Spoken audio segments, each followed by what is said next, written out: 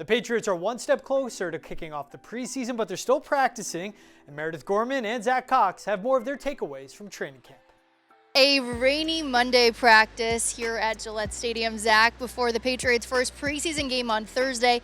We saw refs on the field. Things are starting to ramp up before the first preseason game. What did you see out there today from the quarterbacks? From the quarterbacks, it was a bit of an odd practice, I would say.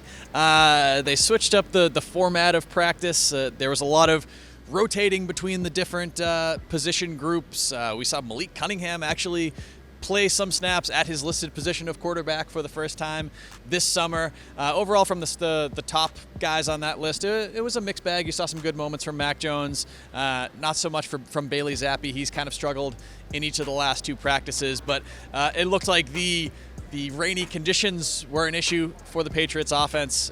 In this one, you saw some players falling down. You saw a couple of dropped passes from Juju Smith-Schuster and Kendrick Bourne, rather. So I think this was certainly a day that favored the defense a little bit more than some of the ones we saw previously this week. Yeah, and as you said, things are starting to ramp up. The guy said the install process is actually going ahead of schedule. Where do you expect the team to be right now as they prepare for that game on Thursday? Oh, well, I'm interested to see who we actually see out on that field Thursday night, because typically in that first preseason game, you don't see a lot of starters, you don't see a lot of regulars. I would be pretty surprised if Mac Jones and Juju Smith-Schuster and Devontae Parker and Mike Gesicki and a lot of those guys see really any reps in that game. Maybe the Patriots will give them one series just to kind of work out some kinks from the new Bill O'Brien system. But I think it's going to be a big game for the guys lower on the depth chart. You'll probably see a lot of Bailey Zappi in that game, some Trace McSorley. Hopefully we'll get to see some of the rookie wide receivers that have been impressive so far in camp, Demario Douglas and Kayshon Boutte, who really made the catch of the day today, probably the catch of camp, had this nice little one-handed catch in the end zone. So there's a lot of intriguing young players on this Patriots team, and I think that's who we're going to see the most of out here on Thursday night. Yeah, we heard some of the guys after practice talk about the possibility of playing in the first preseason game, and even for the rookies that spoke, they still said this is just one step in the process. So I think everybody seems to be looking at this as just a learning experience come Thursday, and then a couple more games to play before.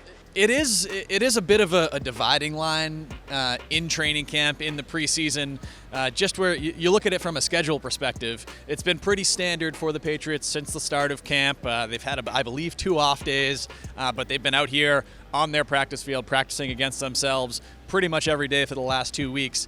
You get this game Thursday night, then everything really changes for the Patriots. You go straight into joint practices. They'll be in Green Bay for a week, then they'll be in Nashville for a week with the Titans, preseason games against both of those teams as well, and then it's basically cut-down day. So I would say post-preseason opener, it's going to be a very different experience for Patriots players, especially for these Patriots rookies who aren't used to this, than we've seen these last couple of weeks. Absolutely. Well, Zack will be here with us tomorrow, and then off day on Wednesday before the team has that first preseason game on Thursday.